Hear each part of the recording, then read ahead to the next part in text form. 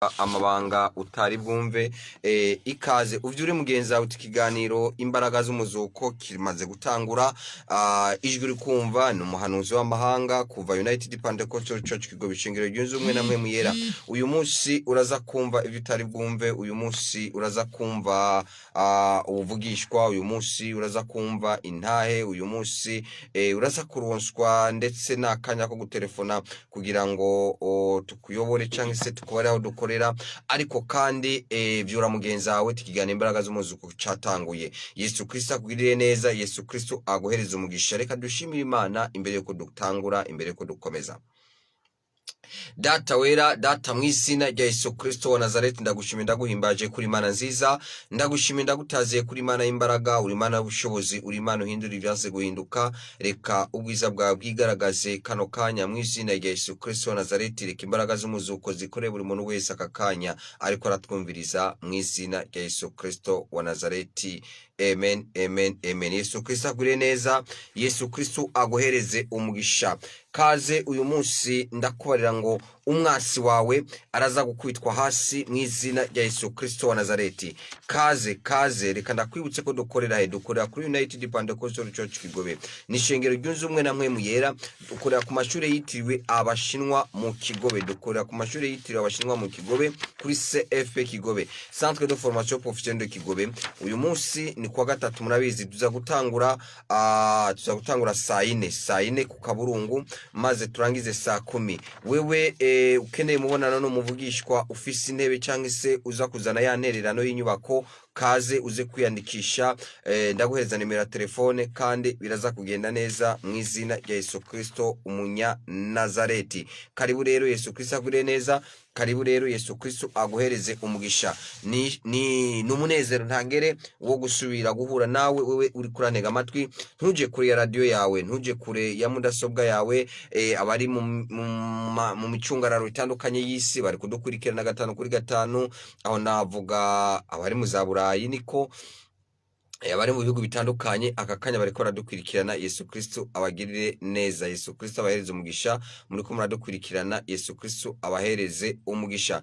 Karibu rero, karibu mu mwanya udasanzwe, umwanya w'ikiganiro imbaraga z'umuzuko. Ni kiganiro mwama mushikirizwa imisi yose, mugishikirizwa imisi yose kwa gatatu nk'aya mango na Prophète des Nations kuva United Pentecostal Church Kigobe.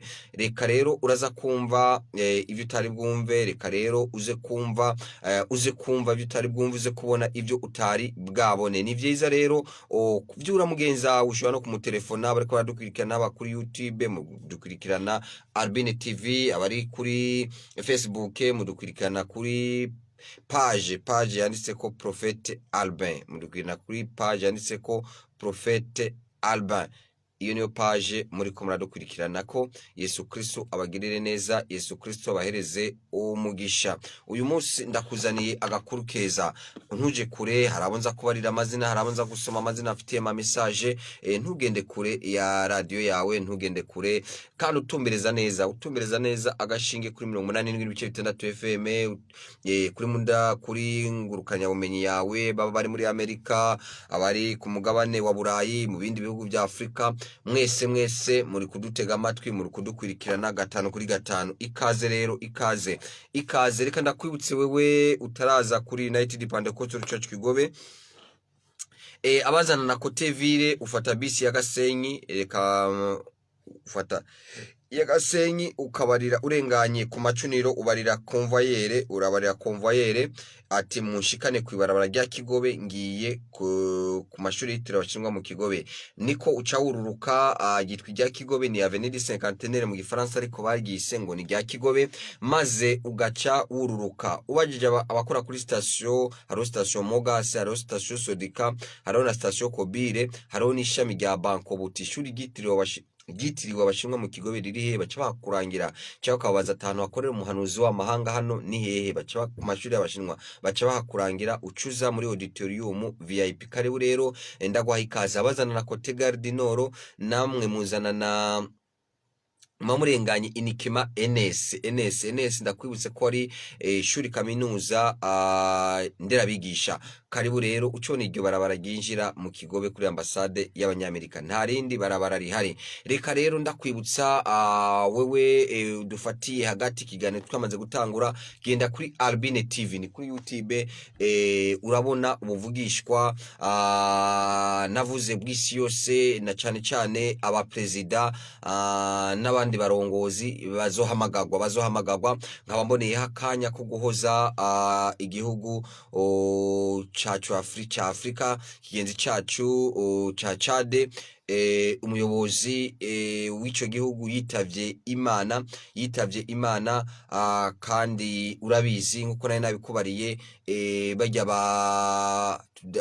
bafise urukuba gwera, bari bamwemereye gukomeza kuyobora nkuko nari nabihanuye, nkuko nari nabikubariye, ariko kandi baragaruka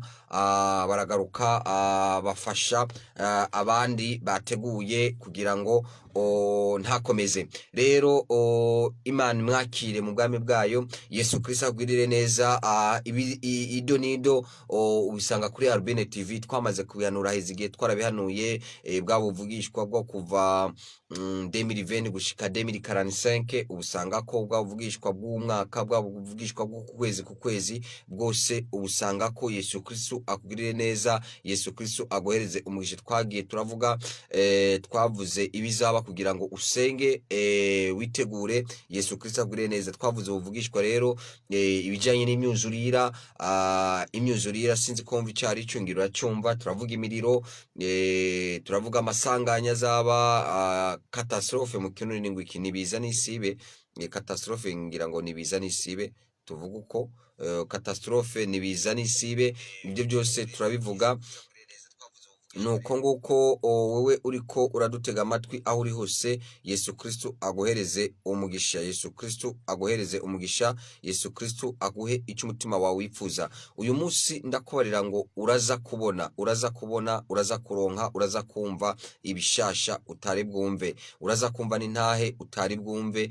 Ukomeza rero vyura mugenzi wawe umutelefone tumviriza cakigana imbaraga z'umuzuko cyamaze gutangura. Kandi wewe uri kuranyumva, ntusibe kuza ndakwinginze, dutangura igikora neza na neza saa yine tuzaba dutanguye.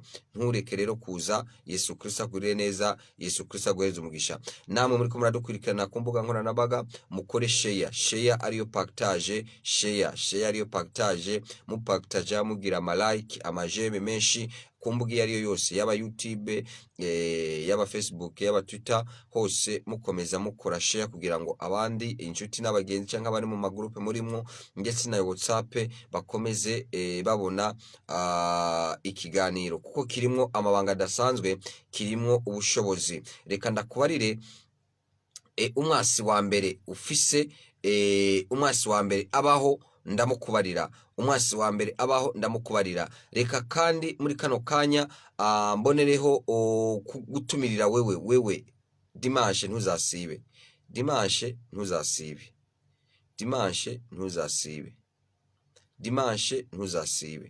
reka ndagutumirire dimanche ngufitiye inyigisho zikomeye cyane, inyigisho zidasanzwe. Dimanche ngufitiye inyigisho zidasanzwe, ariyo mpamvu ndakubarira kutasiba, kubera gusiba ni kosa. Gusiba niki bari mugenzi wawe, tugusiba ni kosa, kuko uzahumvira ibitari bwumve. Kandi tumira cyane umva abo watumira. Tumira umuntu iyo yarakoze business ikanka, aho ni dimanche. Hari inyigisho naguteguriye, hari ubuvugishwa naguteguriye, kandi uzabona ko ari vyiza ku buzima bwawe mu izina rya Yesu Kristo umunyanazareti. Uzabona ko ari vyiza ku buzima bwawe mu izina rya Yesu Kristo wa Nazareti. Uzabona ubuhanuzi papes prophecy utandike précise spécifique, uzabumva. Karibu uzakumva, umva icyo nakubarira. Kubana no muvugishwa ubuzima bwawe burahinduka. kubana no muvugishwa ubuzima burahinduka. Yesu Kristo akugiriye neza, Yesu Kristo aguhereze umugisha, Yesu Kristo aguhereze umugisha wewe uriko uradukurikirana aho uri hose. Yesu Kristo akugirire neza, Yesu Kristo akugiriye neza. Nshuti mukunzi uriko uradukurikirana, Yesu Kristo aguhereze umugisha, Yesu Kristo akugirire neza. Vyura mugenzawe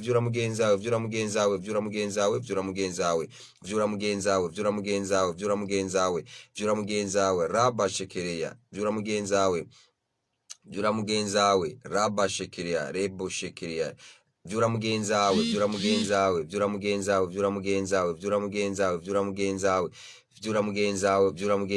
mw'izina rya Yesu Kristo wa Nazareti.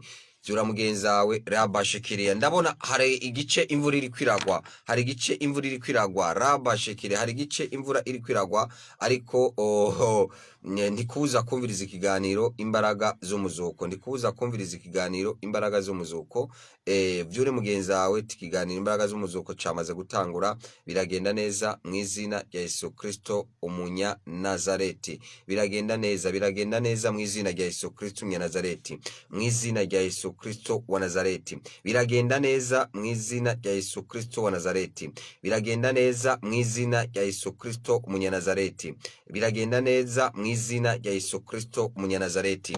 Rero Imana Data rugira vyose iguhereza umugisha. Abariko baradukurikirana mukomeza mukora share, abariko baradukurikirana mukomeza mukira share, partage haba ku mbuga nkoranyambaga, mukomeze mudukurikirana. Yesu Kristo abagire neza. Uvyura mugenzawe kugira ngo yumvirize ikiganiro imbaraga z'umuzuko, Yesu Kristo abahereze umugisha, Yesu Kristo abahereze umugisha mw'izina rya Yesu Kristo wa Nazareti. Niko abaherereye muri Kote Kanyosha imvura iri kwiragwa, ariko nta kibazo, mwadukurikirana ku buryo nkoranyambaga, mwadukurikirana ku buryo nkoranyambaga.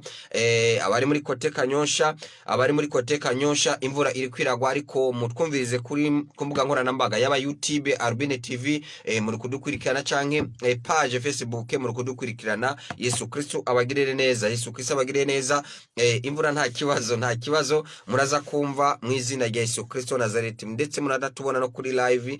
Yesu Kristo abaheze umugisha. Radio ubwo bishobora kugorana, ariko nta kibazo, Yesu Kristo abagirire neza. Rero ntimuhombe kino kiganiro, negenda kubarengo umwasi wa mbere ufite, kandi wewe uzaza, reka nkubarire wewe uzaza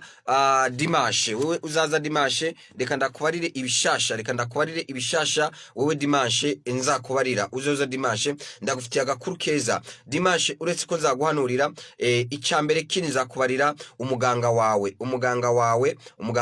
nzomukubarira, umuganga wawe mugendana utaruzi nzomukubarira, ico ni cambere. Ica kabiri raba shekereya sika amashikoroya, wewe zaza dimanche nzakubarira irindi banga rigira kabiri. Uretse umuganga wawe nzakubarira umuganga wawe, nimara kukubarira umuganga wawe nta ngwara ku buzima bwawe, ntuzasubira kugwara ingwara z'amenyo, ntuzasubira kugwara ingwara z'amafyigo, ntuzasubira kugwara ingwara z'umutima, ntuzasubira kugwara ingwara za diabetes, any pathologies, any disease, nta ngwara nimwe ku buzima bwawe izakongera. Kubera iki? Nzaba nakubariye umuganga wawe muri kumwe ngaho nyene, muri kumwe mujyamanye muri cyo gitanda, nzamukubarira, ndakware n'izina ryiwe, ndakware nuko akora, ndakware nuko wamuyagisha, ndakware nuko wamukoresha. Unyumvirize neza nshuti mukunzi uri kurantega amatwi. Ariyo mpamvu rendez-vous ni dimanche, ntusibe. Ica kabiri sika ya bashekereya, nzakubarira irindi somo, nzakubarira irindi banga ryo gufungura, ubwa gatatu nzakubarira umwasi wawe wa vrai. Ariko kanye ndakubariye ndagucire ku mayange kuko siyo teme tuza kuvuga uyu munsi, cyangwa si cyo cigwa tuza kuvuga no munsi. Uyu munsi tuza kuvugana ubwoko butanu bw'isoko y'ituro. Mu yandi majambo umviriza, hari ibintu bitanu nzakukubarira, wakoramo kimwe ugakora kwijuru, touch the heaven, ugakora kwijuru, ijuru ukarikorako, Imana ukayikorako, Imana ukayivugisha, ikwa kwitaba ubwo nyene. Hari abantu munazakubarira ngo ibyo wamhanuriye ntabyo ndabona. Raba shekereya, wakoze iki? Abo twari kumwe dimanche ubabaze. Wakakanya Alex ari kunyumva, Alex ngaha ku mpanda Musenyi muri Bubanza. let's say that professeur no mu professeur dimanche asengera kuri UPC avyubanza agasengera kuri UPC yari mu igene ko ndahanura dimanche niho yarari Alex wibubanza kandi kano kanya ariko aranyumva nawe bareti umva tutira somene gushika dimanche nzosubira ndababari ubundi buvugishwa bw'isomene nimwazi garuka dimanche ariko dimanche mwitege uhereye rendi uzabona iki kuwa kabiri hoho ni finale kuwa gatatu kuwa kane kuwa gatanu kuwa gatandatu dimanche tuzahurira ngaha intaye muzozizana Alex acara telefona tumva ndiko ndabikubarira uzamwibonera uzakumva intaye yiwe ibyo sinakwirwa nabivuga wavyumvira rabashikira ngo umukobwa mwiza ntabwo yiranga baramuranga so rero ibwo ntabwo nakubarira byinshi ndiko ndabikubarira professeur utandike precise specific intaye ziriho iyo nimwe muri nyinshi turi ku munsi wa gatatu ibyo nabihanuye dimanche harabagize kuwa mbere bace banyandikira tigitangaza Imana yakivuze kuwa kabiri harabanyandikiye kuwa gatatu burakeye naho nyine ntahe ndaziro turazironka abimana ikore bitangaza abumva makuru meza ababona ibishasha abagira uko nabibahanuriye mo parmo ijambo ku jambo ubuzima bwawe rero buzahinduka nubana n'umuvugishwa nari kukubarira rero umwasi wa mbere n'ubujiji mu kirundi kindi kirundi bujiji ni iki mu kirundi wafasha ubujiji nukutamenya rabashekeria nukutawena nukutamenya nico wanashaka nico cyaha mbere icyaha cya mbere nukutamenya ngubwoko bwanje ngubwishwe no kutamenya ijambo ry'Imana rikavuga ngo uzamenye ukuri kandi ukuri kuzaguha kwidegembya igihe utamenye amabanga nuko nguko kandi abaza kuza uyu munsi inshuti mukunzi wewe uza kuza uyu munsi ndakwinginze uze wambaye neza kuko hazaba hari abanyacubahiro bakomeye rero ntabwo waza wambaye uko wishakiye nimba uri umumekanise wigore uhindure nimba uri umumekanise ntuzane ziya mpuzu za mekanike uzaba urimo muri ntuzeye nimba ukora kurusyo rw'imashini ntuzane zijya mpuzu ukoresha wambara no daboro hazaba hari abanyecubahiro ntabwo wazana impuzu zitameze neza ambara ijya mpuzu nziza uretse abanyecubahiro bazaba bahari kandi nawe uri umunyecubahiro hazaba hari umwami w'abami Yesu Kristo rero ntuze wambaye ko wishakiye ndi kubikubarira ko dukora ku mashuri yitira bashingwa mu kigobe ni auditorium VIP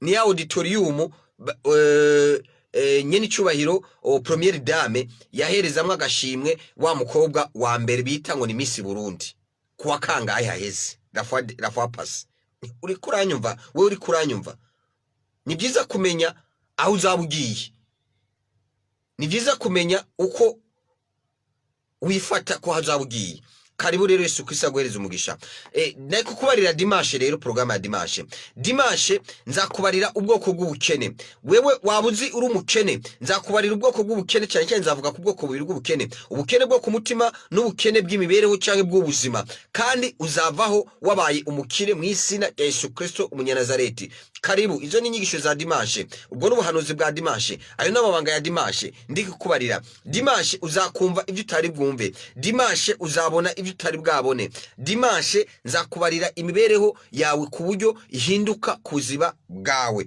karibu rero utumire inshuti n'abagenzi kandi dimanche ndakwibutsa urazi ko dufite igikorane cyambere cy'abana guhera ku bana bari mu nda n'abavutse kuduga gushika ku myaka 14 bujya gushika ku myaka 14 abana karibu rero ntuzusibe hazaba kite navuga zibiri cyangwa se hazaba kite y'abakuze parallele kite y'abakuze nabo bana Yesu Kristo akugire neza karibu bizagenda neza uzana abo bana bawe bizagenda neza kurerera abana mu nzu y'Imana wewe uzaba uri mu kurirukanga bavyita ngo kwirukanga wewe uzaba uri kuri wagiye kwirukanga hari ikiriri nabonye dimanche abantu ibirundo canke ibigwi by'abantu igihumbi birukanga bafatanye hari dimanche ikiriri hari dimanche saa moya saa mbiri bambaye n'udupira turi kwivyandiko abagabo n'abagore n'abakobwa nta bana barimo tese no n'aba bantu ko dimanche ari umunsi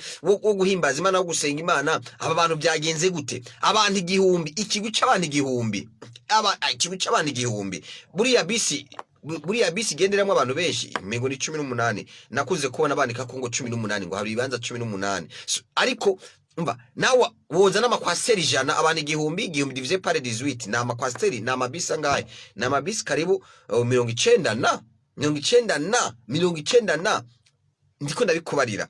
Ikiriri na dimanche nimba utari kuvyumva uzogere rijya barabara riduga ikiriri gitwa Belvedere, ushobora kutaburizi uri mu ruziba, ubwo mu kiciri ntago wahamenye, uri mu ruziba ntago wahamenye. Ariko uzabaze ibarabara bita Belvedere rigenda ikiriri na cyane kuri campus Université de Kiriri hariya hejuru niri bazari kurangira ni barabara rihanyuka riva kuri Mwezi Gisabo, Boulevard Mwezi Gisabo. Ivyo birundo ndi kubikubarira by'abantu ibigwi groupe imigwi abantu bagenda bafatanye igihumbi, uzaharura naraharuye ndaruha nuko naye kugenda gusenga narawe ndaruha imigwi ukiyumvira. Ubwo nivyo urumva ariko dimanche n'umunsi wo gusenga. Rero ndiko ndavugana nabo bantu, wowe uzaba uri kuragenda mw'ivyo, ariko icingenzi ni iki? Icingenzi nuko waruhika abana bawe ukabahereza umukozi ukabazana muri UPC kigo, bizagenda neza. Nturinde nibamara kugora bamaze kugira mu bigero ngo banyura umugi, ngo barakwiba, ngo bariba televiziyo, ngo barakorakora, ngo baradutwara ibyo mu nzu. Kandi ndiko ndabikubarira ndi kuri radio Buja FM kugira ngo ubazane bakiri bato, tubasengere bakurane ubwenge, bakuri bashimwa n'Imana n'abantu. Ndiko bikubarira kandi kano kanya uri kuranyumva. Bazane rero uzana abo bana, ibisigaye nawe wikomereze kwigira muri ico kigwi, uduga imisozi nta ngorane, ariko wibuka gusenga. Ariko cyo nakubarira, ibyo ntacyo byakumarira, ibyo ntacyo bizakumarira kinini cyane. Ariko iciza nuko dimanche wazi ukumva umuganga wawe mukuru uwo yakwandikiye ngo uzahore usiba dimanche ngo birukanga. Ibyo ntacyo bizakumarira. Yesu Kristo akugirire neza. Waza dimanche ukumva amabanga akomeye, ukumva umuganga muri kumwe mugendana n'ukuntu wamuvugisha n'ukuntu wamuyagisha. Waza ukamenya nibyo wafungura rabashekereya, kandi ubuzima bwawe bwahinduka. Buriya hari imyaka Imana yakugeneye, iyo myaka yakugeneye hari n'igihe wanashaka upfa ataragera nta kundi, kandi Imana yabibonye. None ngo yishwe niyayo, urumva nta wundi mwerera, niko bavuga mu Kirundi. Yesu Kristo akugirire neza. Naye kuko rero amakuru ya dimanche uzozuzanye naho kwandika, ndagusabye uzozuzanye agenda n'ikaramu. Buri muntu wese azabazi ko aje gusengera muri UPC Kigobe. Kirazira kwigorora udafite aho wandika, kuko ibyo nakubarira byose, amakuru nakubarira yose ntabwo wayashira mu ikasete mu mutwe, wavyibagirwa. Uzaze rero kugira ngo uze uravyandika, nta ngorane, bizagenda neza mu izina rya Yesu Kristo Nazareti. Karibu tuzatangura saa 2:30. Yesu Kristo aguhereze umugisha, Yesu Kristo akugirire neza, Yesu Kristo aguhereze umugisha, Yesu Kristo akugirire neza. Abantu bariko baradukurikirana rabacike, bariko barandika ku manimero atariyo, nta nimero natanze kano kanya. Murindire ndaza kubahereza inimero, ni nimero ya Leo, ni nimero ya Econete Leo ya Ecocash ya 73 nuwo murongo wonyene ukora, naho nyene ukora kuri apere, nukora kuri message. Ntabwo isoma ama message iyi telefone, ntabwo isoma ama message. Rero uraza kwandika kuri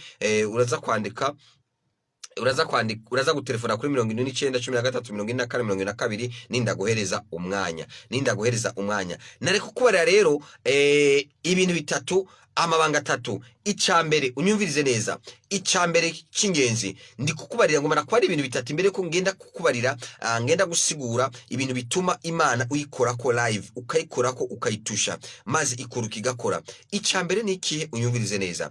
Icambere ni ikihe? Icambere ni ugusenga.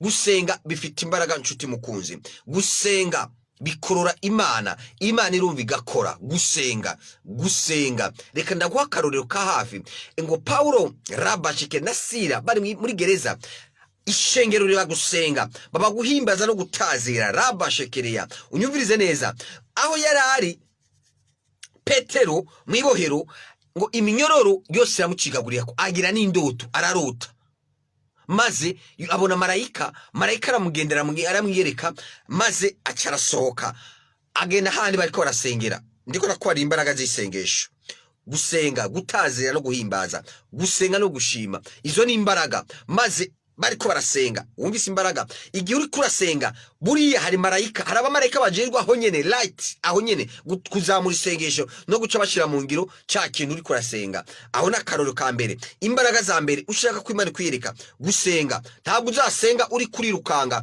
ntabwo uzasenga uri kurirukanga, waje aho abandi bari. Urusengero mwihema ry'Imana, ni mu rusengero. Rabashike nakubari ko UPC Kigobe ifite amabanga 12, ni ihema, ni umusozi, ni igikoni, ni ishengero, ni uruganda, ni university, kaminuza. Niyo mpamvu ndi kukubarira, ni hospital nonge ibindi bitaro, nakorera amabanga menshi. Rero buzuzanye aho wandika, kuko uzahumbira ibyo utazabonera kuri kaminuza, ibyo utabonye mu kuca uri kurandika teze, ibyo byose uzabyumvira kuri UPC Kigobe. Rabashikira, ubushize nakwariye imisozi, iriya misozi 7, ndakwariye umusozi w'abagirgash. Uwo musozi nakubariye uri muri Bibiliya, ugereranywa muri kino gihe n'umusozi wa politike. Ivyo nabikubariye. Ndakwariye n'umusozi w'itangazamakuru, ukuna ari umusozi wafashwe nabi. Wabona gute abantu bakarementanya? Uzikora ibinyamakuru akakaya ndiko ndakubarira byanditse inkuru atariyo, iyo nkuru siyo, ntabwo yaba ariyo, naho ntabwo byashoka. Umuntu ngo ariko arabatiza ngo uruyoya ngo arukubita ikofe ngo rurira. Inzoya uri kurabatiza uruyoya none ntirurira, rurarira. None umva warakubita ikofe gute? Urumva ayo na makuru aba yapfuye. Sivyo gusa ukabone hari n'ikindi gitangaza makuru cyanditse ngo n'umuntu wo mu ngo yari umukozi w'Imana. Nukubesha, n'ubujiji. Nakubariye ibitangazamakuru by'abana b'Imana bivuga amakuru meza. Ngo umukozi w'Imana ngo afata ngo yari afise umugore, ngo hanyuma ngo bigenda kunuku. Ayo ni amakuru yo kwandika. Ayo yagufasha iki? Yafashika abantu hakwandika ibarabara rya Rumonge, hari ibinogo barabyujuje, hari umuhungu yabyujuje. Ibyo niyo makuru. Ako kabarati ibarabara rya Rumonge Nyanzarake rigomba gutangura gufashwa, rigomba gutangura kubakwa. Ayo niyo makuru. Naba bari ibitangaza makuru, umusozi wabyo ukono witwa. So Yesu Kristo akugire neza, Yesu Kristo aguheze umugisha. Ariko rero unyarukira kuri Rabine TV, ni kuri YouTube, hariko amakuru yose, hariko ibizabejo na hirya yejo, kandi uhumvira ibyo utari bwahumbire mu izina rya Yesu Kristo wa Nazareti. Hari ibiganiro bitandukanye, cyaba ikiganiro menyana, cyaba ikiganiro c'imyuga, abantu bakavuga ibyo bakora n'ibintu bishasha bagiye baratora, n'ibindi. Hari ibiganiro bitandukanye ku mwanya, ibiganiro vyama bihari. Yesu Kristo agure neza wewe ugira partage, Yesu Kristo agure neza wewe udukurikirana, Yesu Kristo aguhe icyo umutima wawe wifuza mu izina rya Yesu Kristo wa Nazareti, Nari kukubara rero icambe nakikubariye. Icya kabiri unyumvirize, nituro nico nza gushimikirako cyane uyu munsi. Nituro canke se ishikanwa, ishikanwa ndaza kubigusigurira munuze ituro, ikimazi, ishikanwa. Reka ndakubarire inshuti mukunzi, Aburahamu sokuru wacu, Aburahamu Rabashekereya yahuye na Melkisedeki, amuhereje ishikanwa. Iryo shikanwa giwe rirashimwa, ryaranamukingiye. Yarungise abasirikare 480 ku rugamba, barakira kubwikigira 10 yatanze. Ikigira 10 ni ingenzi, ni principe, na amahame. Ni nkuko udashobora kurengana fondamentale, bayita fondamentale kiya kibazo bakora mu 9 ngo ugene mu 11 utagikoze. Ntabwo byabaho, kuko ni principe ihari. Nawe wabura umwana wa Macron, uriya mu president w'umufaransa, ndikuba yitwa Macron, ni wa Macron. Nawe uri wa Macron kavuga ngo ndumwana wa Macron, uretse ko Macron nawe ari mu president mwiza w'umufaransa nyene. Urazi ko na Afrika, urazi ibyo ari koragira muri Afrika, urabizi nabi ko arera fwa pass.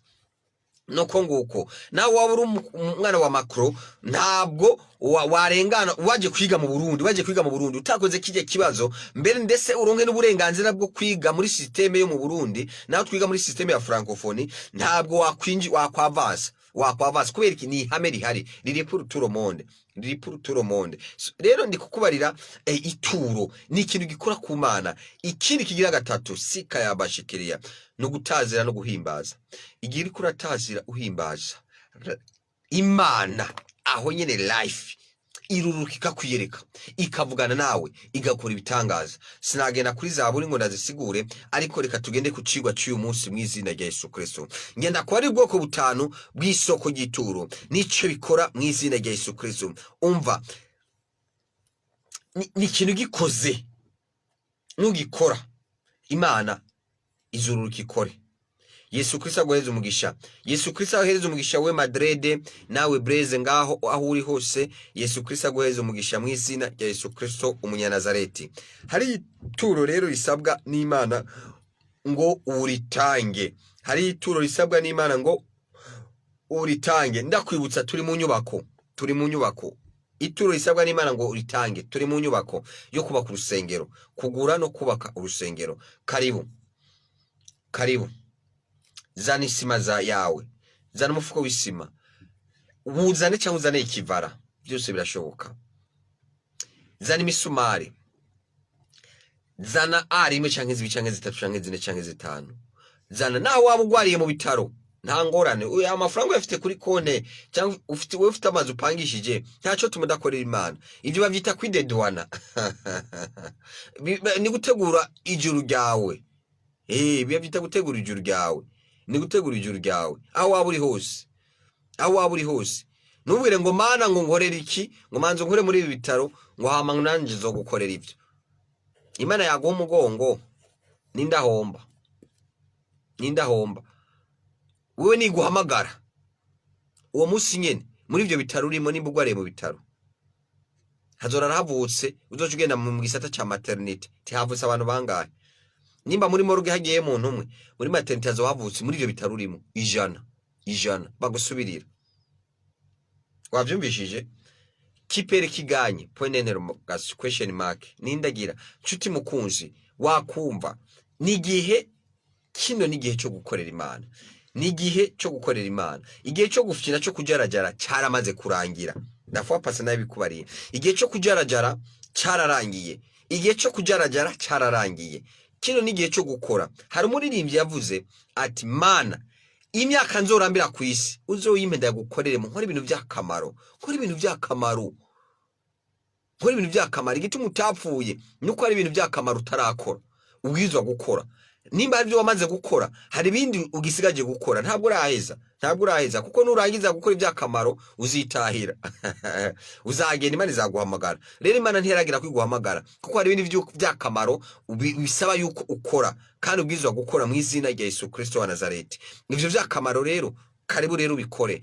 Karibu wubake urusengero. Ushobora no kuduza uruhome rumwe, ushobora no kushaka amabati yose, ushobora no gushaka igice cy'amabati, byose ni byiza. Ndakwibutse yuko buri muntu wese azagira icyo atereye ku ngoro y'Imana, buri muntu wese azagira icyo atereye ku nzu y'Imana. Uwo muntu hazaba hari uruhome yandikwa ko amazina yiwe n'icyo yakoze. Rabashikereya sika ya mashikoroya. Hazo hari album cyangwa livre d'oro. Buri muntu wese n'abazoza nyuma bazoza bagakonsita cya gitabo bakavuga ati iyi ngoro yabaye ku bwana kana ahanaka. Siheshi ibyo biri yana aho uzabisanga, ariko iryo nibanga, iryo nihishurirwa mu izina rya Yesu Kristo wa Nazareti. Iryo nihishurirwa, iryo nibanga mu izina rya Yesu Kristo wa Nazareti. Iryo nibanga, iryo nihishurirwa. Nivyo ahantu bita ni hehe hari ibururi bahita ngo iki ibuta hariho ugo ruhome, ariko nubwo abana b'abanyeshure ruri kwa ayo mafoto niko, ariko aho handi biratandukanye. Hoho ni ku kaburi. Ugo ruhome ruri ku kaburi, ariko twebwe ntabwo ruzaba ruri ku kaburi. Ugo ruhome ntizoba ruri ku kaburi, ahubwo ugo ruhome ruzaba ruri ku rusengero nyene, ku buryo winjiye uzabibona mu izina rya Yesu Kristo wa Nazareti. Niteka rero wamaziki hari ahantu uzagenda bakakubaza ngo wamaziki rabashikereya no mu ijuru bazakubarira wamaziki. Mu ijuru bazakubarira wamaziki. Ijuru wari ryubatse ku isi ntabwo uzagera mu ijuru rinini utakoze utubatse wowe ijuru ritoye. Ayiteri yuko nukuri. Ni byiza kumenya ukuri ngo muzamenye ukuri kandi ukuri kuzabaha ukwidigimye. N'ijambo ry'Imana yavuga ngo ntimuzi yuko usokuru wacu Aburahamu kubw'ibikorwa vyiwe byatumye agira akiranuka. Yakoze ibikorwa byinshi. Yakoze ibikorwa byinshi sokuru wacu Aburahamu. Nico cyanatumye abantu mugwiza atunga. Rabashikiriya nshuti mukunzi ngoma nakubare n'irindi banga. Nuhura n'umukuru. N'umuntu akuruta, n'umukuru. Ntuzomusaba amafaranga. Ntuzamusaba amafaranga. Hari umwana yagiye yasaba umuprezida igihe kimwe ngamusaba amafaranga. Nugutamenya n'ubujiji.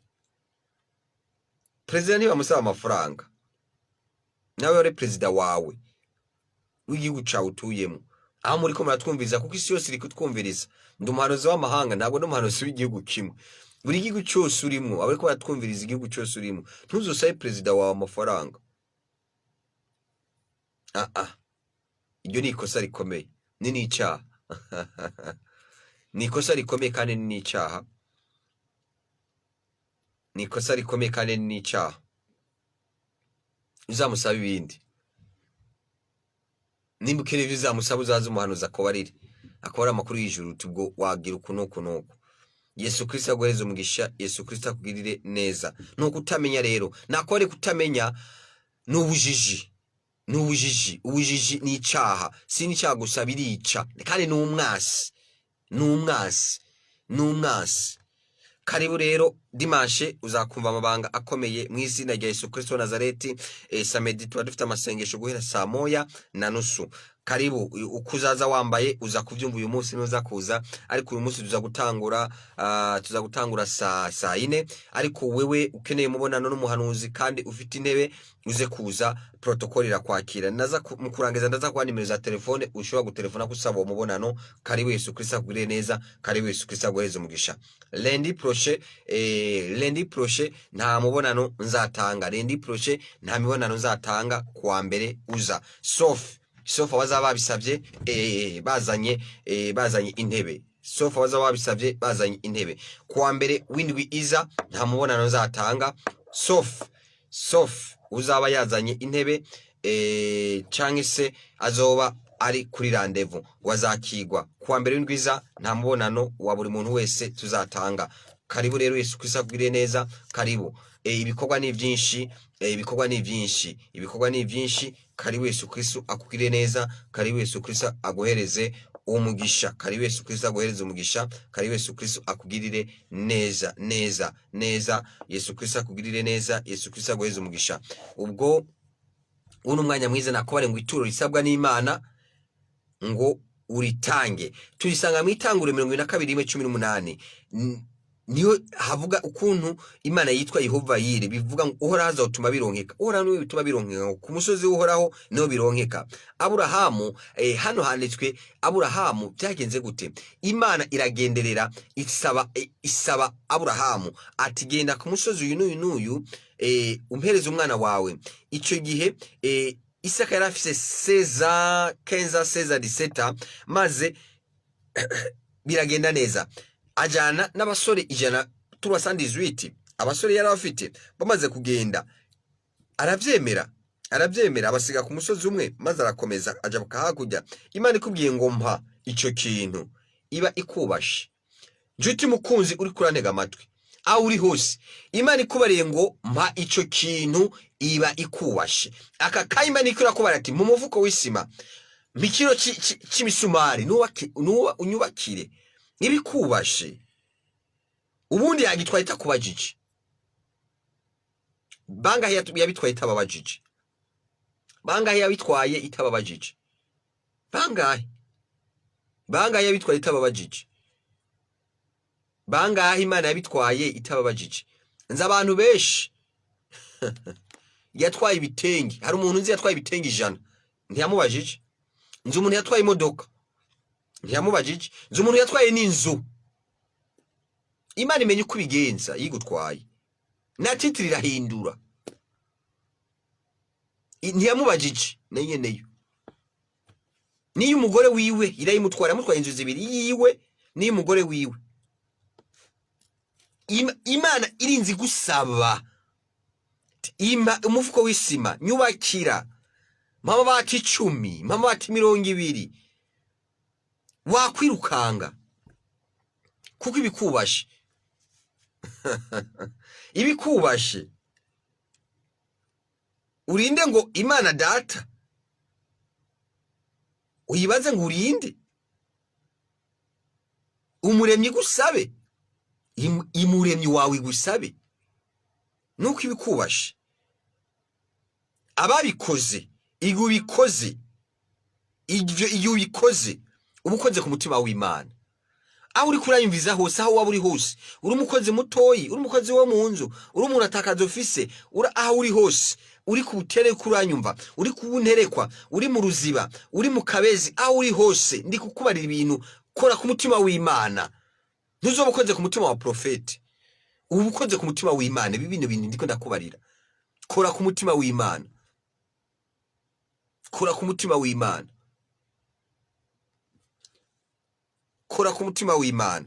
Ni inyungu yawe kurusha inyungu y'Imana. Imana nta nivyo ikeneye cyane wanashaka kuko Imana irikwishe, ifite amajuru, iba mu majuru, ifite byose n'ivyayo, ivyamye byose n'ivyayo. Si inyungu yayo, ni inyungu yawe. Bigira inyungu wewe. Icyo Imana ikubwiye ukacubahiriza, umva nawe Imana irakubahiriza mu izina rya Yesu Kristo. Ndagusubiriyamo, icyo Imana ikubwiye ngo gikore ukacubahiriza, umva nawe Imana yacubahiriza. Kandi Imana nikubara ngo kora. Nimba umufuko w'isima wuzana no muzi, ntuzowuzane mu mwakuza. Mu mwakuza ibyo mu mwakuza urabizi, ibyo mu mwakuza urabizi. Ibyo mu mwakuza urabizi. Kora ubu kuko bikenewe ubu nyene, bikenewe ubu ubisabye. Imana ibigusabye no muzi, nibigusabye muri 2022, nibigusaba muri 2020 zokubara ati ndabikeneye muri 2020, uzabitange muri 2020. Ariko n'ubu nyene turi ku rusengero turakwakira, karibu biragenda neza mu izina rya Yesu Kristo. Mu kwa gatandatu mu ntango z'ukwezi niho tuzagutumako, wowe wagize icyo ukora cyose n'abandi kugira ngo tubabarire uko ibikorwa mwakoze wakoze bizababiri, kandi hazo hari ubuvugishwa, tuzagira igikorane cyagutse cyane. Karibu rero Yesu Kristo akugirire neza, karibu rero Yesu Kristo aguhereze umugisha. Nturindire igikorane cyo muri 2022. Ubwa kabiri ni ituro rivuye mu mutima wawe, ni ituro rivuye ishikanwa, ituro ishikanwa, ikimaze kivuye mu mutima wawe. Burya umuntu yapfishije barazanya akajambo keza ngo ni ikimazi, gutanga ikimazi. Baratanga ama envelope cyangwa bahasha, utanga ivuye ku mutima wawe bivaye n'ukuntu umuntu mwashikirana. Hari abashiramo 100,000, hari abashiramo miliyoni, hari abashiramo miliyoni 5, bivanye n'ukuntu mwashikirana. Ni ikimazi, ni ikintu gifise umumaro. Ntabwo ndumva bajya batoza ama envelope bavuga ngo hari umuntu yashizemo ngo yubahutse ashiramo 500. 500 umva ari ikimazi, umva ari akamaro, hari akamaro ka 500. Yamufasha iki ko nabugize igugwa 1000 zanaduze ari bushi, ko na kariya n'agafukamunwa kaduze ibiyi, karaduze kagugwa ngahe ku miryango y'ibitaro mperuka bagurisha 2,000. None agafukamunwa kagugwa 2,000, mask gasanzwe 2,000, uravyumva nawe? Ndafashijwe ko ndiko ndumva mishurirwa ubuhanuzi ari bwinshi, ubuhanuzi ni bwinshi, umwanya nawe uri kugenda. Agafukamunwa ni 2,000, wakaguze 2,000, urakagendana. Mugabo ikimazi ku Mana, umusumari wakunaniye, umwe wakunaniye guta, imagine mugabo ngo ushaka Imana guhindurira amateka, kandi zayaguhindurira mu izina rya Yesu Kristo. Kubera rero ko warebye wumvise nta numwe abigusabye uhitamo, waravye wumvise nta numwe abigusabye uhisemo iryo turo, umutima uronka amahoro urangije kubikora. Hari umukobwa ariko aranyumva yitwa Reyira, nawe yarumvishije urusengero rakeneye ibikoresho, kandi ubu turabikeneye. Urusengero ruracabikeneye ibikoresho by'umuzika, nta ngoma dufite ariko marayika azazizana. Marayika rero ndi kuvuga ni wewe wazizana n'ibindi na microphone portative n'izindi, kuko urazi vya mbere byarahiye kandi tubishimira Imana ko byahiye, kwari kugira ngo ivyo by'iwawe bize mu izina rya Yesu Kristo wa Nazareti. Reyira hari Imana imuhereze umugisha mu izina rya Yesu Kristo wa Nazareti. Imana kandi kugirire neza mu izina rya Yesu Kristo wa Nazareti. Ituro ibyo tubisanga mu kuva 35 ngo mukuranye amashikanwa yo kumushikanira mukuye mu byanyu. Umuntu wese yumva bivuye ku mutima aba ari we azana ishikanwa ryo gushikanira Uhoraho. Ayo mashikanwa naya n'amazahabu n'amafeza n'imiringa. Ibyo tubisama kuva 25 Juti weri kura dukurikirana ikiganiro n'imbaraga z'umuzuko. Izo mbaraga ndiko ndakubarira ziragukorera. Nizo za mbaraga zazura Yesu Kristo amaze 3. Nizo za mbaraga zazuye Lazaro amaze 4. Nizo za mbaraga zaciye muri profete Ezekiel. Avugira ku magufa yapfuye aba mazima. Abanyisirayeli bari bapfuye baba bazima. Bari banyazwe baba bazima. Nawe izo mbaraga ni wizera ziragukorera mu izina rya Yesu Kristo. Nawe utaba wizera warapfuye umeze nk'amagufa, izo mbaraga gusa ziragukorera mu izina rya Yesu Kristo. Nawe buri Toma igipinga, izo mbaraga ziragukorera mu izina rya Yesu Kristo. Je nikundira ibipinga. Uze kuza urabona ubwiza bw'Imana mu izina rya Yesu Kristo. Kuva 25 Uhoraho abarira Mose ati barira Abisirayeli kano kanya, tibarira Abarundi aho ari hose bumva Ikirundi, barira Abarundi nabumva Ikirundi aho ari hose, ngo bankoraniriza amashikanwa muze mwakirire umuntu wese aritanze bivuye ku mutima. Uze kuza rero, uze kuzana iyo misumari yawe, uze kuzana amashikanwa yawe, cyangwa uzayazane Dimanche, tuzakwakira mu izina rya Yesu Kristo. Kandi azaguhesha umugisha mu izina rya Yesu Kristo. Azakugwiriza, azagushikana kurindi urugero mu izina rya Yesu Kristo. Azagukiza iyo ngwara, azagukiza icyo kibazo, azagutsindanishiza mu izina rya Yesu Kristo wa Nazareti. Ntuture ituro cyangwa ishikanwa cyangwa ikimazi ngo profete arakubona cyangwa aragushimira cyangwa pasiteri, oya, cyangwa abantu bakubone, oya. Ritange wemejwe n'umutima wawe, wemejwe n'umutima wawe.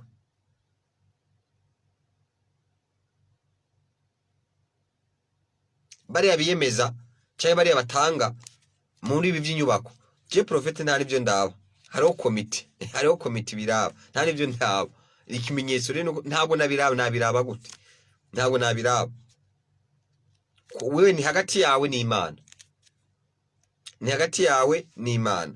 Imigani 3:9 ngo wubahishe Uhoraho ibintu byawe, bona umushuzo w'ibyeze byawe byose, niho ibigega byawe bizokuzura byongerekana, kandi n'amato yawe azosesekara imitobe. Inshuti mukunzi, icyatuma ibintu utabikora ni igiki? Hari abantu benshi bashaka gutunga, wabivyiki? No, ubivye amafaranga wimbura amafaranga. Hari abantu ntasenga, ntatanga ikigira 10, urumva yariye n'ikibuto, yariye n'urubuto rw'ivoka, ahubwo ukuntu yariye n'ibishishwa by'imyumbati, atayikuye ko kariye kanoze kari hari giteye transforme. Uzora bigitungwa nicajya igishishwa cy'umwumbati kirapfa, indirima za kuvyimba igatumba igapfa ikaba intumbi. Wewe wariye ayironse yose ngo ufite inyatsi ngo nutunga amafaranga ntugirane, waraza ikigira 10. Breze ko yamabikora ari mu Kayanza, ntaranashika no ku rusengero. Breze mu Kayanza ntaraza muri UPC Kigobe, ariko kuri telefone yama yarungitse ikigira 10 kuri limikashi, ariko aranyumva akora urudandazwa. Imana ikomeze muhezagira. Christophe ariko aranyumva hari yama yarungitse ikigira 10 avuga ati nkayabika ndayarya ayasayi wanje acarongika kuri mikaje n'abandi none wewe ukabona abantu baratera imbere mu nyuma ngo bagiye mu kuzimu nawe uragera muri uko kuzimu ni kubaho ni shari nuko yamenye system nuko yamenye ukuri nuko yamenye babikora agataye ikigira 10 tangura wimenyereza utanga ikigira 10 nimero ndaza kuyiguha yayiko cash ni yari mikaje nakore breze mu Kayanza ntaraza byabyumviye no kuri radio yamatera imbere byamanuka ikigira 10 uko kingana kose ikigira 10 agiharura gute ni mafaranga yose uronka ni mu bintu byose uronka byabi bintu byabiki ikigira 10 si cawe ushobora no kurenza ikigira 10 ushobora no kurenza ikigira 10 nimba ari umuriyoni ibihumbi jana si byawe tanga ibihumbi jana cyangwa ibihumbi jana 100 cyangwa 200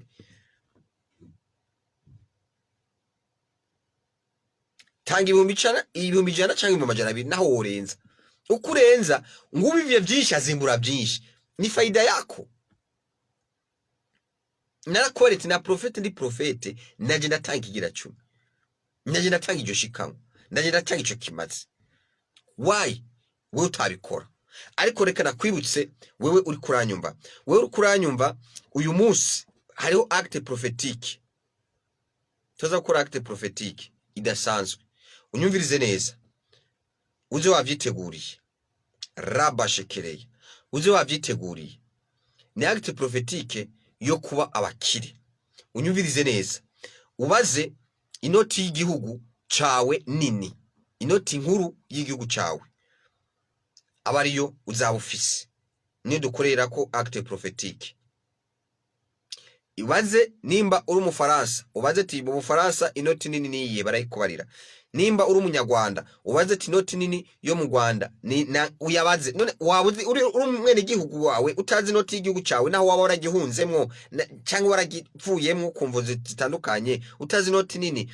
y'igihugu cawe abarundi twebwe turi beza wakwikomera amashi wowe uri kuranyumva kwavuga ugasubiramo tabarundi turi beza kuko tuzi inoti nini yacu y'igihugu cacu iriko abagabo babiri bamaze amateka banditse amateka ivyo turabizi nta numwe atabizi n'uruyoya ruraru naho ubwo baruruyoya ruvukiye mu Burundi bw'umurundi ruba ruyizi ko iyo noti iriko ndadaye na gwa gasore karibu rero Yesu Kristo agwirire neza Yesu Kristo agweza umugisha abikore ni 2:9 karindwi gucira ku 8 umuntu wese atange kunkwa bigabiye mu mutima wiwe atababaye cyangwa atagoberewe kuko Imana ikunda utanga nezerewe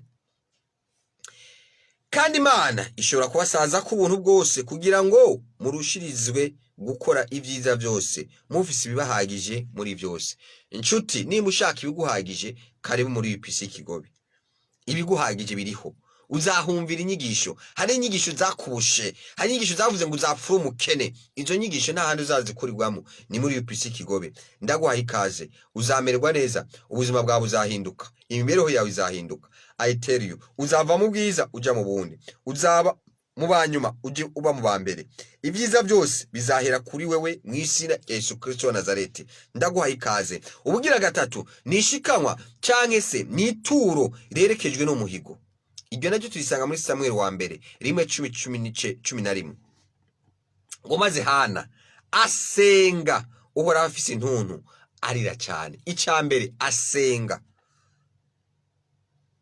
uhoraho afise intuntu arira cyane yarasenze yarafise intuntu yararira cyane hariho kurira no kurira cyane hariho kurira buke hariho abantu barira bafinaguza hariho no kurira cyane agakoma induru ngo urabona abaswahili ngira nabavuga igiswahili mvuze abaswahili nabavuga igiswahili abafaransa urazi ko muramvuga abafaransa n'abafaransa amen Yesu ashimwe inshuti mukunzi wherever you are don't worry wherever you are partout tu es ituro Hana tuisanga muri Samuel wa mbere 1 Samuel verset 1 10-11 ngo maze Hana arasenga Uhoraho afise intuntu arira cyane erepriye yarafise agahinda mu mutima ereprere buku arira urukundo rwajejeta iyo umuntu yarize cyane urukundo rwajejeta ngo asezerana isezerano agira kontra isezerano ni kontra convention amasezerano convention ihame ate Uhoraho nyene ingabo ntuzarege isezerano ate umva isezerano mosherame ni vyizigiye magiye gusezerana vuga ati ni determine canke indetermine ukaba mwashize uti ni indetermine ukabihindura ngo wagomvye kubigira determine ese kiya gihe bari bagufitse igitambara mu maso nakubaza igihe uwagira indetermine bari bagusize igitambara mu maso kugira ubihindure mu nyuma uzobe determine waruzwe nande kugira ugire determine umva amasezerano burya ntahinduka ukayigira indetermine mu nyuma ukazogira determine sha bizagukomesha ukazogera kwa pastori ukaza kwa pastori wacu akaguhezagira ngo mugiye kubana n'umugore wawe n'umugabo wawe ngo ibe bidashira iyo ni indetermine ari n'amasezerano indetermine monsherame no mwijuru bizoba vyanditswe mu nyuma haheze imyaka 200 ntuzoze ngo bana ngo umugore wanje yaheze amenye umugabo wanje ngo nagitambuka neza ngo narose uwundi ngo biguvu batazira ngo biguvu ngo mbaraga ayitere yundi kubikubarira amen Yesu ashimwe welcome bienvenue monsieur Pierre Savognon tu peux écrire là où tu es le pays où tu es que Dieu te bénisse que Dieu te bénisse homme de Dieu que tu bénisses homme de Dieu que tu bénisses que Dieu te bénisse homme de Dieu tu nous suis tu peux mentionner le pays à partir de où tu nous regardes le pays votre pays Pierre Savognon nuko nguko neko kubarira ngo Yesu Kristo aguhereza umugisha Yesu Kristo akugiriye neza nari kukubarira igihe uzagira convention igihe uzagira amasezerano nugira amasezerano ukayagira indetermine ntuzayahindure ngo yagire determine bizakugora itonde ubabarire pastori tumva rero mu kugira amasezerano reka tumaze tugire determine tuzabana imyaka 5 nabikwemerera itsoke mugabo yagize indetermine ngo tuzabana ubuzima bwose ngo tuzotandukanya n'urupfu munyu mukagera kuyahindura monsherame nta buzima uzabaho nabi uzamererwa nabi kubera iki ryasezerano wasezerana ntugira amasezerano kurafina nawe uzagena muri banki kera amabanki ya kera baragusinyisha ukaba ukeneye credit hewe ari umuriyoni ivyo bintu wabisigura gute ari umuriyoni inyuma y'imyaka 10 ugasanga ni miliyoni 200 ivyo birabaho uyasigurira ni miliyoni 200 baguhaye miliyoni uharuye watanze nawe uzotanga miliyoni 200 yari amabanki ya kera muri antikiti ni kuvuga baguhaye miliyoni 19 none nawe amafaranga wowe yagiye kuyadandarisha urumogi canke ibiyayura mutwe woba wungutse miliyoni 19 c'est vrai non quand même mugabo kubera isezerano ibintu bikagufatira sans savoir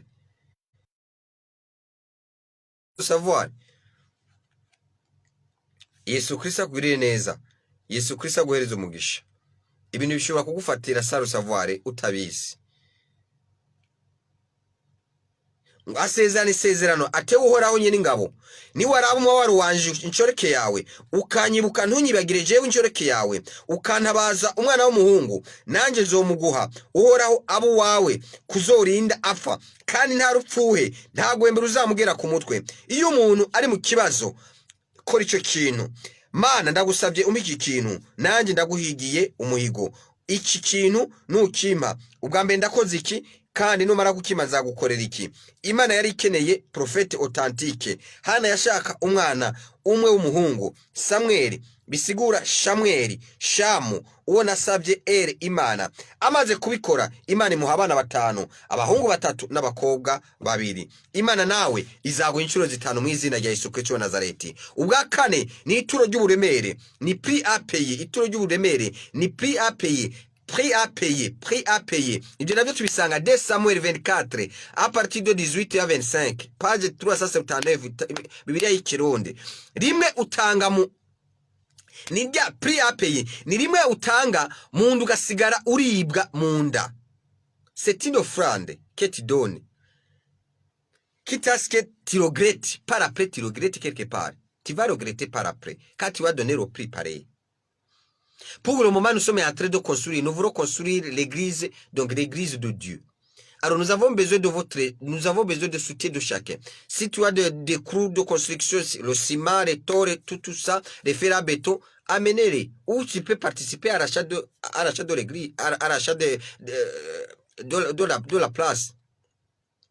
Nuko nguko igihe rero utanze ituro riremereye ukiyumvira ubwo wahembwe umuriyoni ugasaba dekuveri, baratanga dekuveri 80%, kera baratanga dekuveri 80%, sinzi uko wabikuye, ariko ubu barabikuye mu mategeko mashasha. Ubu ngira ngo ni ca gatatu batanga, nta cyaha kirimwo bivana, ariko dekuveri abari yawe nyene, abari yawe nabari yo kubushara wawe. Umushara wawe ufite uburenganzira, bagira amategeko, ufite uburenganzira bwo kuko naho washaka ati ndabugabiye umuntu ukamugira ordre de virement, n'uburenganzira bwawe. Wewe ufa kubisinyira gusa, uba wabisinya ikintu warabura umukoresha, warabijya signatire, ariko nta kundi nyene uko baba babigize, baba bafite impamvu baba babikoze. Ngo igihe utanze ituro riremereye, Imana igukiza ingwara, raba shekeria, Imana igukiza mugiga, meningite, Imana igukiza inzara, Imana igukorera ibitangaza. Unyumvirize neza, Imana igushikana ku rundi rugezo, ituro riva mu buremere bw'ibyo dutunze.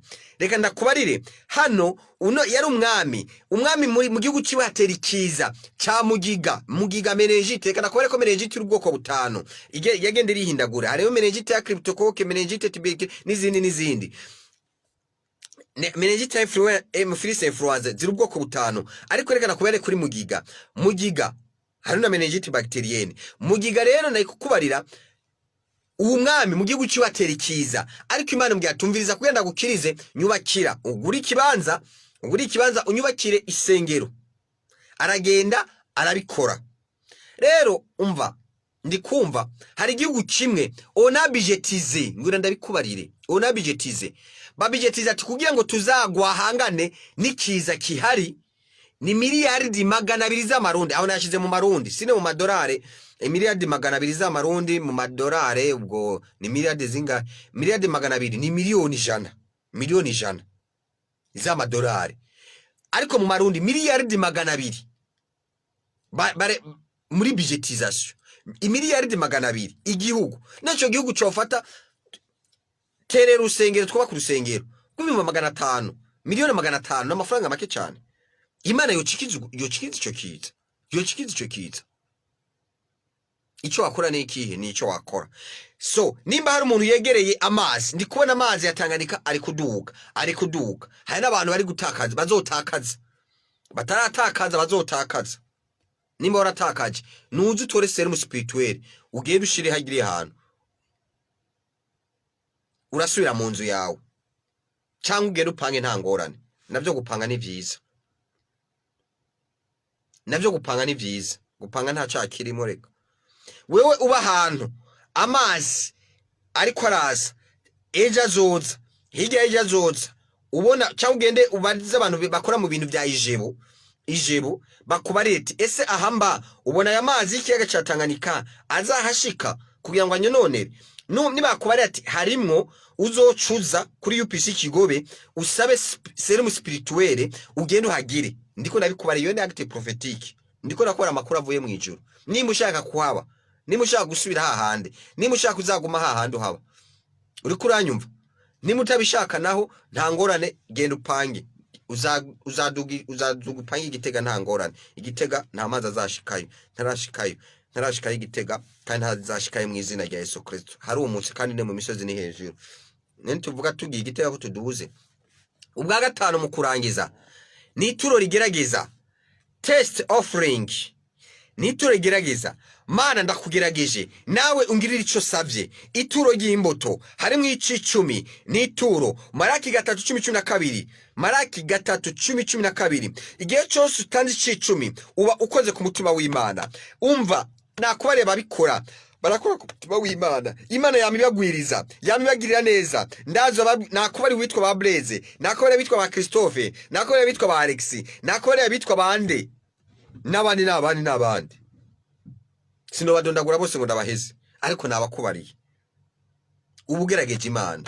Igihe cyose utanze icicumi ubukoze ku mutima w'Imana. Ni gute wakora ku mutima w'Imana? Ni ibindi ko ndabikubarira. Iyo utanze turo, iyo utanze ishikanwa ukavuga ati Mana nkorera iki, Imana irumva iragikora. Yobu 41:3, Job 41 verset 3. Job 41 verset 3. Mbega yo kwisaba mu majambo menshi canke yo kubarira ikarambarara Imana? Ninde yabanje kugira icama? Ninde yabanje kugira icaguha?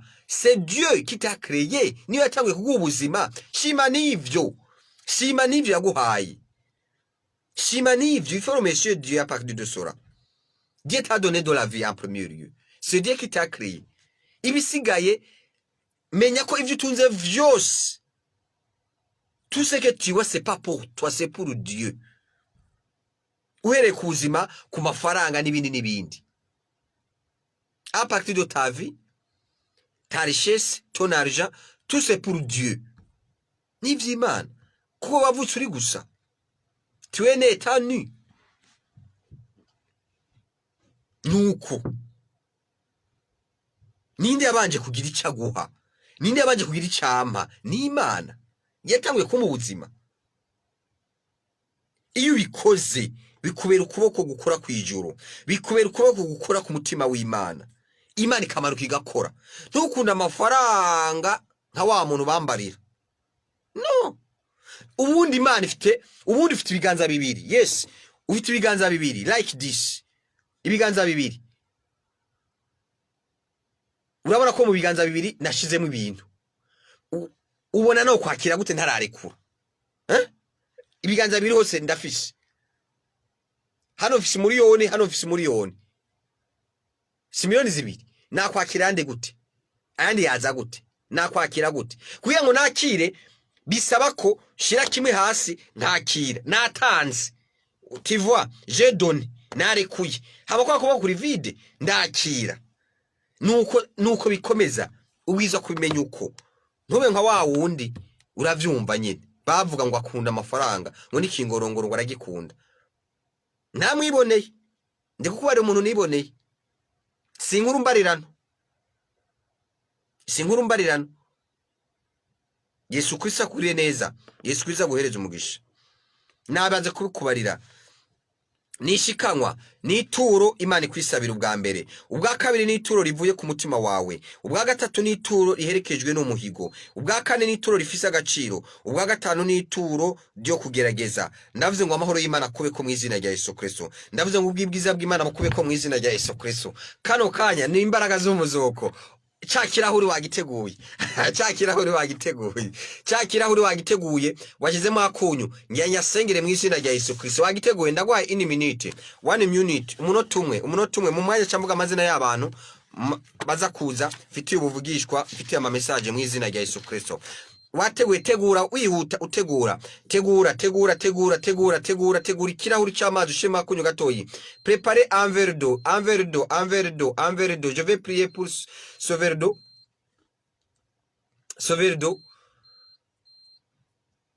Yes. Uraza kubona igitangaza ku buzima bwawe mu izina rya Yesu Kristo. Urabona igitangaza ku buzima bwawe mu izina rya Yesu Kristo wa Nazareti. Urabona igitangaza ku buzima bwawe mu izina rya Yesu Kristo wa Nazareti. Urabona igitangaza ku buzima bwawe mu izina rya Yesu Kristo wa Nazareti. Je vais déclarer un miracle pour ta vie. Je vais déclarer, tu vas observer un miracle. Tu vas observer un miracle au nom de Jésus-Christ. Au nom de tout puissant Jésus-Christ. Tu vas observer un miracle. Préparez un verre d'eau, wherever you are. Anywhere, wherever you are. Préparez un verre d'eau. Préparez un verre d'eau, s'il vous plaît, s'il vous plaît. Une minute, un verre d'eau, un verre d'eau. Ajoutez un peu de sel de cuisine si tu en as, si tu n'en as pas, pas de souci, pas de souci, il n'y a pas de souci si tu n'en as pas. Si tu n'en as pas, pas de souci. Vite, vite, une minute. Ngenda bahereza umwanya wo gutelefona. Je vais vous donner le temps pour